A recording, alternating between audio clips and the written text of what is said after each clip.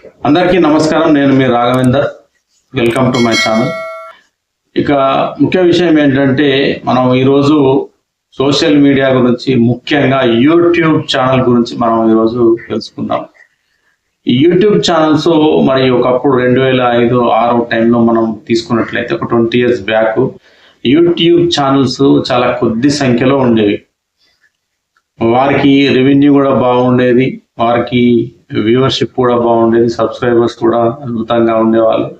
వాళ్ళు కూడా మరి ఎప్పుడైతే 2005-6లో ఛానల్స్ పెట్టుకున్న వాళ్ళు కోట్లలో డబ్బును గడించడం జరిగింది. ఆ తర్వాత కాలంలో కూడా దీనికి సంబంధించిన నాలెడ్జ్, పరిజ్ఞానము అనేది ఇంకా కొద్ది మందికి తెలియడం, ఆ తర్వాత కొన్ని ఛానల్ పుట్టుకురావడం, సినిమా రిలేటెడ్ కావచ్చు, షార్ట్ ఫిల్మ్స్ రిలేటెడ్ కావచ్చు, ఫన్నీ ఛానల్స్ కావచ్చు, కిడ్స్ ఛానల్స్ కావచ్చు, న్యూస్ బేస్డ్ ఛానల్స్ కావచ్చు, ఇట్లా రకరకాల ఛానల్స్ కూడా రావడం జరిగింది. ఆ తర్వాత కాలంలో మరి మెయిన్ స్ట్రీమ్ ఛానల్స్ కూడా యూట్యూబ్ డిజిటల్ ప్లాట్ఫామ్ పైకి రావడం జరిగింది. ఇక ప్రస్తుత కాలంలో మనం తీసుకుంటే యూట్యూబ్ ఛానల్స్ అనేటివి పుట్టగొడుగుల్లా పెరిగిపోయాయి. ప్రతి ఒక్కరు కూడా ఏ మారుమూల గ్రామంలో ఉన్నా సరే, బర్రెల కాపరి, గొర్రెల కాపరి కూడా ఈరోజు యూట్యూబ్ ఛానల్ ఈజీగా క్రియేట్ చేసుకోవచ్చు. డైలీ ఈ ఛానల్లో వీడియోస్ అప్లోడ్ చేసుకోవచ్చు. అట్లా మనం చూసుకుంటే డాక్టర్స్, లాయర్స్, ఇంజనీర్స్, జ్యోతిష్కులు, పొలిటీషియన్స్, సినిమా ఫీల్డ్లో ఉన్న వాళ్ళు కావచ్చు, ఏ రంగంలో ఉన్న వాళ్ళైనా సరే, బిజినెస్ పీపుల్ కావచ్చు, అందరూ కూడా ప్రస్తుతం ఈ యూట్యూబ్ అనే ప్లాట్ఫామ్ మీద రావడం జరిగింది. ఒకప్పుడు వారు వ్యాపార ప్రకటనల కోసము యూట్యూబ్ ఛానల్స్ ని సంప్రదించేవారు. కానీ ఇప్పుడు ప్రస్తుతం చాలా మంది కూడా వ్యాపార సంస్థలు కూడా యూట్యూబ్ ఛానల్స్ ఏర్పాటు చేసుకొని వారి యొక్క వస్తువులను, అంటే వారి యొక్క బ్రాండ్స్ ని కావచ్చు, ప్రొడక్ట్ ని కావచ్చు, వారు ప్రత్యక్షంగా వాళ్ళు ప్రమోషన్ చేసుకుంటున్నారు. ఇక అంటే కొన్ని యూట్యూబ్ ఛానల్స్ కూడా ప్రమోషన్స్ ఇస్తున్నారు, అది వేరే విషయం. ఇక యూట్యూబ్ ఛానల్ అనేది మరి ఏ విధంగా విశ్వవ్యాప్తమైంది అనేది మనందరికీ తెలుసు. అయితే ఈ యూట్యూబ్ ఛానల్స్ మరి మొదట్లో రాజకీయ పార్టీలు కేవలం వార్తాపత్రికలపైనే డిపెండ్ అయ్యండి.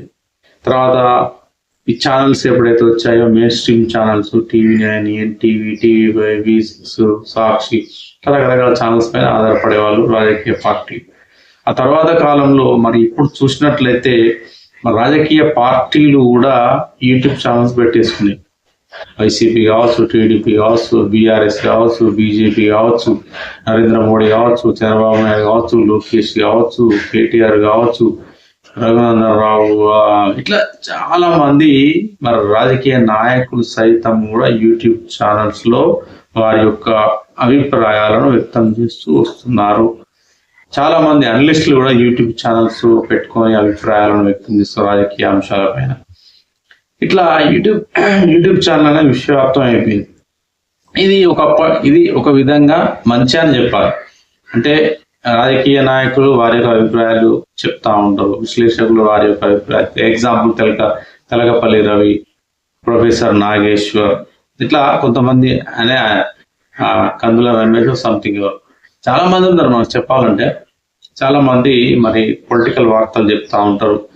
దేశవ్యాప్తంగా కావచ్చు, విశ్వవ్యాప్తంగా జరుగుతున్న సంఘటనల గురించి అద్భుతంగా మాట్లాడుతూ ఉంటారు. ఇది సమాజానికి ఎంతో మేలు చేస్తుందని చెప్పాలి. అనేక అంశాలు, జ్యోతిష్యం గురించి కావచ్చు, మెడికల్ గురించి కావచ్చు, డాక్టర్ టిప్స్ గురించి కావచ్చు, వంటకాల గురించి కావచ్చు, అనేక రకాల అంశాలు కూడా ఈ దైనందిన జీవితంలో మరి జరిగే అనేక కార్యక్రమాల గురించి కూడా మరి యూట్యూబ్ ఛానల్స్ లో ప్రసారాలు వస్తూ ఉంటాయి. కాబట్టి అందరికీ ఈ యూట్యూబ్ వల్ల అనేది కొంత సమాచారాన్ని తెలుసుకోవడము, తెలియని విషయాలను తెలుసుకోవడము, ఇట్లా అనేక రకాల నాలెడ్జ్ని కూడా పొందడం, ఎడ్యుకేషన్ కావచ్చు, ఇంకా ఇతర గేమ్స్ గురించి కావచ్చు, ఏ రంగం వారు అయినా సరే యూట్యూబ్లో సెర్చ్ చేసి వారికి సంబంధించిన అంశాల గురించి పూర్తిగా తెలుసుకోవడానికి ఆస్కారం ఉంటుంది యూట్యూబ్ ఛానల్స్ ద్వారా.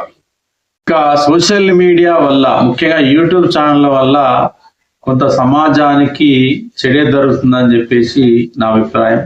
ఆ చెడేంటో ఈ వీడియోలో తెలుసుకుందాం. ముఖ్యంగా రాజకీయ పార్టీలు వారికి అనుబంధంగా కొన్ని ఛానళ్లను ఏర్పాటు చేసుకోవడం కావచ్చు, లేదా మార్కెట్లో ఉన్న కొన్ని ఛానళ్లతో సంప్రదింపులు జరిపి వారికి అనుకూలంగా వార్తలు ప్రసారం అయ్యేలా ఒప్పందాలు చేసుకోవడం ఇదొక అంశం. అదేవిధంగా కొన్ని పార్టీలకు అనుకూలంగా పనిచేయాలనే ఉద్దేశంతో సమాజంలోని కొంతమంది వ్యక్తులు ఛానళ్లను ఏర్పాటు చేసుకొని ఆ యొక్క పార్టీలకు అనుబంధంగా పనిచేయడం అనేది మరొక విషయము. ఇది కూడా చాలా సమాజానికి చేటు చేస్తుందనే నా అభిప్రాయం. ఎందుకంటే ఈ సోషల్ మీడియా ద్వారా, ముఖ్యంగా యూట్యూబ్ ఛానల్స్ ద్వారా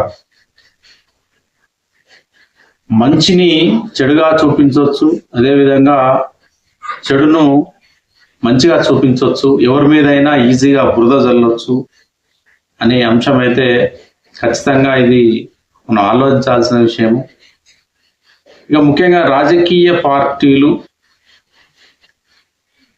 వారి యొక్క ఉనికిని చాటుకోవడానికి, ప్రజల్లో మెప్పు పొందడానికి ఖచ్చితంగా వారికి అంటే త్వరితగతిన వారు ఏవైతే అంశాల గురించి మాట్లాడుతూ ఉన్నారో, ఏవైతే ప్రకటనలు చేస్తూ ఉన్నారో ప్రజల్లోకి చాలా స్పీడ్గా వెళ్ళాలి. కాబట్టి ఛానల్స్ అనేటివి వారికి చాలా అవసరం. సోషల్ మీడియా అనేది చాలా అవసరం రాజకీయ పార్టీలకు. కాబట్టి మనం ఇప్పుడు చూస్తే కనుక చాలా పుట్టగొడుగుల్లా ఛానళ్ళు పుట్టుకొచ్చాయి. మీ బెస్ట్ ఎగ్జాంపుల్ మీకు చెప్తాను. మీరు చూడండి, కొన్ని ఛానల్స్ను మనం అబ్జర్వ్ చేస్తే కేవలం ఒక రాజకీయ పార్టీకి అనుబంధంగా పనిచేస్తూ వాళ్ళు వీడియోలు అప్లోడ్ చేస్తూ ఉంటారు. అది ఏ పార్టీ అని ఇక్కడ నేను ప్రస్తావించను, కానీ చాలా ఛానల్స్ ఉన్నాయి. మరి అలా ఉన్నప్పుడు మరి సామాన్య ప్రజానికం, ఎక్కువగా చదువుకొని ఓటర్లు కావచ్చు, సమాజం గురించి పెద్ద అవగాహన లేని ఓటర్లు కావచ్చు, వాళ్ళు ప్రతి విషయాన్ని కూడా నమ్మే పరిస్థితి ఉంటుంది. కాబట్టి ఇది సమాజానికి కొంత ఈ మీడియా ద్వారా చెడు ప్రచారం చేరవేసే అవకాశం ఉంటుందని చెప్పేసి అయితే నా అభిప్రాయం. ఇక సోషల్ మీడియాలో ఎవరైనా సరే వారి యొక్క అభిప్రాయాలను తెలియజేయచ్చు. ఇక్కడ అభిప్రాయం తెలియజేస్తున్నారే తప్పితే మరి ఆ యొక్క అభిప్రాయంలో సత్యం ఎంత ఉంది, ఆ అభిప్రాయంలో వాస్తవం ఎంత ఉంది, నేను నిజంగానే వాస్తవాలు మాట్లాడుతున్నానా లేదా, అనవసరపు సొల్లు పెడుతున్నానా లేదా, ఇవన్నీ తెలుసుకోవాల్సిన అవసరం అయితే ఎంతైనా ఉంది. నేను సపోర్ట్ చేస్తున్నాను, నాకు ఆ వ్యక్తి ఇష్టము అని చెప్పి ఇష్టం వచ్చినట్టు మాట్లాడడం సోషల్ మీడియాలో అనేది చాలా తప్పు అనేది చెప్పేసి అయితే నా అభిప్రాయం. ఎందుకంటే ఏ సంఘటన జరిగినా, ఎలాంటి వార్తా కథనాలు మరి యూట్యూబ్ ఛానల్స్లో ప్రసారం అయినప్పటికీ మరి దానిలో లోతుపాట్లు ఏంటి, ఆ అంశంలో వాస్తవం ఏంటి, నిజాలు ఏంటి తెలియకుండా ప్రస్తుతం సోషల్ మీడియాలో ఒక విష ప్రచారం అనేది జరగడం, విపరీతంగా తిట్టడం, ట్రోల్ చేయడం అనేది మనం చూస్తూనే ఉన్నాం. దానికి చాలా ఎగ్జాంపుల్స్ ఉన్నాయి. నేను ఎగ్జాంపుల్స్ జోలికి ప్రస్తుతం నేను వెళ్ళదలుచుకోలేదు. ఇక సోషల్ మీడియా వల్ల, యూట్యూబ్ ఛానల్స్ వల్ల ఇంకొక చెడు కూడా ఏం జరుగుతుందంటే, మరి కొన్ని రాజకీయ పార్టీలు వారే కొంతమందిని అంటే విశ్లేషకులుగా తయారు చేయడము, లేదంటే మార్కెట్లో ఉన్న కొంతమంది విశ్లేషకులని మరి ఆ విశ్లేషకులతో ఒప్పందాలు చేసుకొని పార్టీలకు అనుకూలంగా మాట్లాడించడం, ఇది కూడా ప్రజాస్వామ్య వ్యవస్థలో సొసైటీకి ఇది చాలా హానికరం అనే చెప్పాలి. ఈ సంప్రదాయం అనేది మొత్తం ఆ ప్రజాస్వామ్యానికి చెడు చేస్తుందని చెప్పేసి అయితే నా అభిప్రాయం.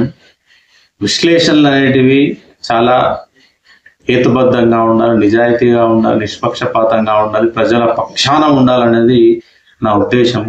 కాబట్టి విశ్లేషకులు ఎవరైనా సరే సామాన్య ప్రజానికాన్ని, రాష్ట్రాల అభివృద్ధిని, దేశాభివృద్ధిని, సంక్షేమాన్ని దృష్టిలో పెట్టుకొని మాత్రమే ప్రజలకు మంచి చేయడానికి విశ్లేషణలు జరపాలనేది మాత్రం నా యొక్క ఉద్దేశం. అదేవిధంగా ప్రస్తుతం ఉన్న కాలంలో మరి సోషల్ మీడియా అనేది అంటే వేళ్ళు ఊనుకొని ఒక వటవృక్షంలా తయారైపోయింది సోషల్ మీడియా అనేది. ఎగ్జాంపుల్, నాకు ఫలానా హీరో అంటే ఇష్టం, నేను ఒక ఛానల్ పెట్టుకుంటా, ఆ హీరోకి అనుకూలంగా వీడియోలు పెడతా ఉంటా. హీరోను ఎవరు ఏమైనా టచ్ చేసినా, అతను విమర్శించినా నేను ఇష్టం వచ్చినట్లు ఛానల్లో మాట్లాడతాను. ఈ సాంప్రదాయం కూడా మంచిది కాదు సోషల్ మీడియా అనేది నా యొక్క అభిప్రాయం. మొత్తం మీద ప్రస్తుతం ఉన్న కాలంలో సోషల్ మీడియాను దుర్వినియోగం చేసుకుంటూ చాలామంది, అదేవిధంగా రాజకీయ పార్టీలు కూడా దుర్వినియోగం చేస్తున్నారన్నది నా యొక్క అభిప్రాయం. ఈ సోషల్ మీడియా వల్ల కూడా ఏది సత్యము, ఏది అసత్యము, ఏది నిజము, ఏది అబద్ధం అనే ఒక ప్రజలు, సామాన్య ప్రజానికం నిర్ధారించుకోలేకపోతా ఉన్నారు. ఎవరి వాదన కరెక్ట్, ఎవరి వాదన తప్పు అనే అంశం కూడా ఒక సందిగ్ధం, అంటే ఒక కన్ఫ్యూజన్లో ఎవరు చెప్తుంది నిజం, ఎవరు చెప్తుంది అబద్ధం అనేది తెలుసుకోలేని పరిస్థితి నేడు సామాన్య ప్రజానికం ఎదుర్కొంటున్నారు. ముఖ్యంగా పబ్లిక్ అయితే ఎదుర్కోవడం జరుగుతూ ఉంది. కాబట్టి సోషల్ మీడియా ప్లాట్ఫామ్స్ ఏవైతే ఉంటాయో, సోషల్ మీడియా ప్లాట్ఫామ్స్ చాలా నిష్పక్షపాతంగా, నిజాయితీగా పనిచేయాలి. రాజకీయ పార్టీలకు పనిచేయదు, వ్యక్తులకు పనిచేయదు, సంస్థలకు పనిచేయదు. కాబట్టి అవి నిష్పక్షపాతంగా వ్యవహరించినప్పుడు మాత్రమే ప్రజలకు మేలు జరుగుతుంది అనేది నా యొక్క ప్రగాఢ విశ్వాసం.